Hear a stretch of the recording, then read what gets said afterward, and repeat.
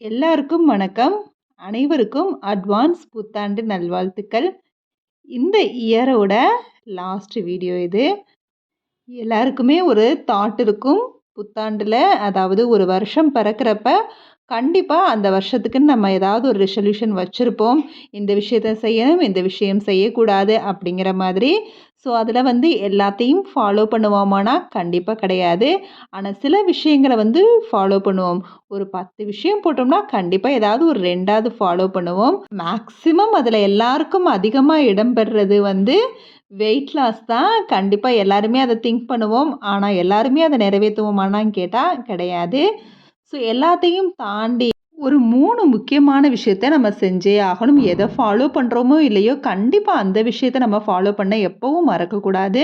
இந்த 3 விஷயத்துல கண்டிப்பா ஒரு விஷயம்லாம் எந்த சூழ்நிலையும் நம்ம மறக்காம செய்ய வேண்டிய விஷயம். அந்த அளவுக்கு இம்பார்ட்டன்டான விஷயம். அதனால எந்த ஒரு ரெசல்யூஷன நம்ம எடுக்கிறோமோ இல்லையோ, பிறக்க போற இந்த புது வருஷத்துல கண்டிப்பா அந்த விஷயத்த ஃபாலோ பண்ணியே ஆகணும். ஸோ வீடியோக்குள்ள போறதுக்கு முன்னாடி இந்த வீடியோ பார்த்துட்டு இருக்கவங்களுக்கும், இதுவரைக்கும் என்னைய சப்போர்ட் பண்ணவங்களுக்கும் ரொம்ப ரொம்ப நன்றி. இந்த வீடியோல ஏதாவது நிறை குறை இருந்தா கண்டிப்பா கமெண்ட்ல சொல்லுங்க. இந்த வீடியோ பிடிச்சிருந்தா லைக் பண்ணி ஃப்ரெண்ட்ஸ் அண்ட் ஃபேமிலிக்கு ஷேர் பண்ணுங்க. மறக்காம நம்ம சேனலையும் சப்ஸ்கிரைப் பண்ணுங்க. நான் லாஸ்ட் 2 இயர்ஸா ஒரு ரெசல்யூஷன் நான் எடுத்து பண்ற விஷயம் என்ன அப்படிங்கிறது உங்களுக்கு தெரியும். இதுக்கு முன்னாடி எந்த அளவுக்கு நான் சோம்பேறியா இருந்தேன். இந்த 2 வருஷமா நான் இத ஒரு ரெசல்யூஷனா எடுத்து ஓரளவு ஃபாலோ பண்ணிட்டே இருக்கிறேன். அது என்ன அப்படின்னா, ரொம்ப சோம்பேறியா இருப்பேன். அதிகமா வீட்டு வேலைகள பார்த்துக்கவே மாட்டேன். ரொம்ப கிளம்ப்சியா வீட்டவையும், கிச்சனையும் போட்டு வச்சிருப்பேன். அதிகமா பூஜை பண்றதும் கிடையாது.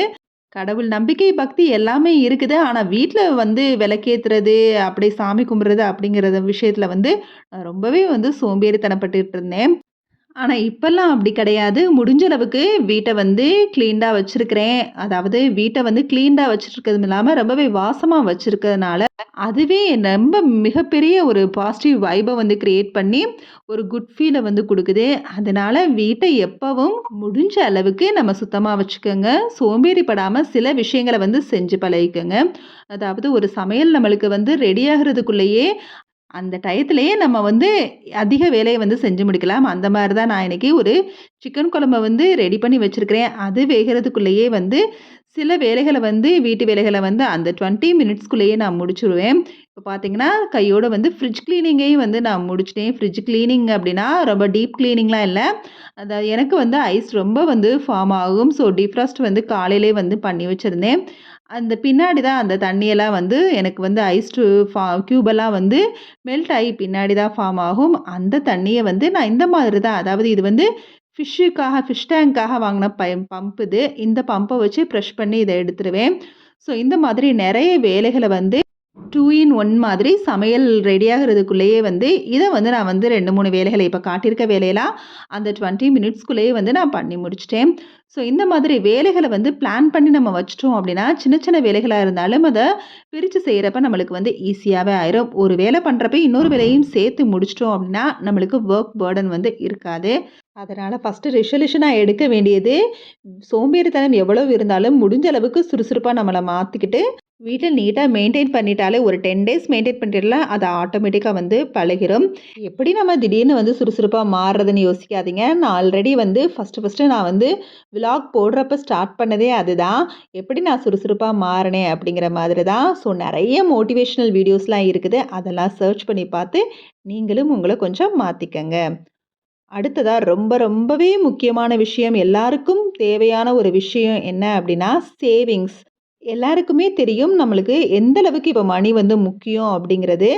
ஸோ நம்மளோட சின்ன சின்ன சேவிங்ஸே நம்மளுக்கு நெறைய பெரிய விஷயங்கள பெரிய மாற்றத்த குடுக்கும்.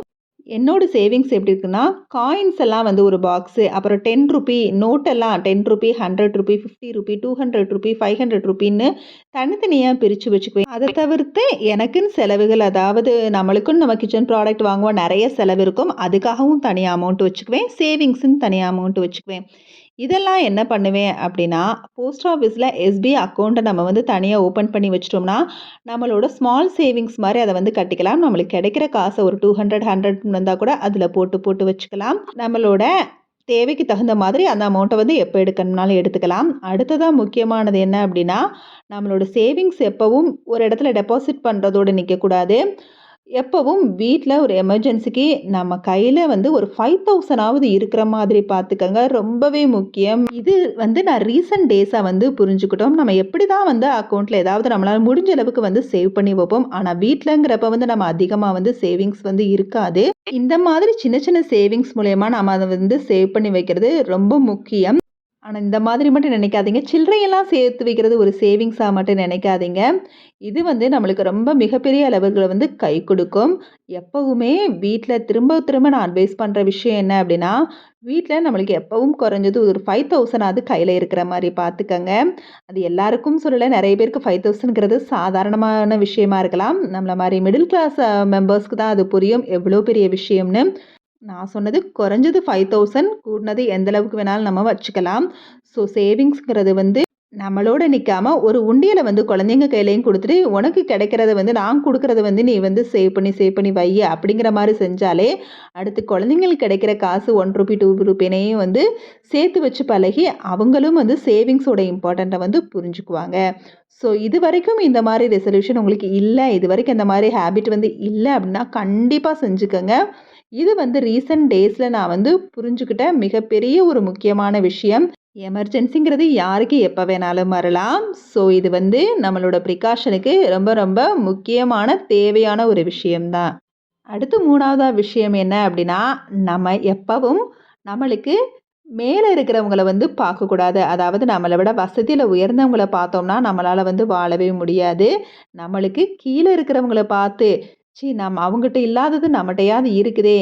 அவங்கள விட நம்ம வந்து ஒரு படி கொஞ்சம் மேல தான் இருக்கிறோம். அப்படிங்கிற மாரி தான் திங்க் பண்ணணும். ஒரு படி மேல இருக்கிறவங்கள பார்த்தோம்னா, கண்டிப்பா நம்மளால நம்மளோட இருக்கிறத வச்சுக்கிட்டு சந்தோஷமா வாழ முடியாது. இருக்கிறது எல்லாமே நம்மளுக்கு வந்து பிடிக்காம தான் போகும் நம்மகிட்ட இருக்கிறது.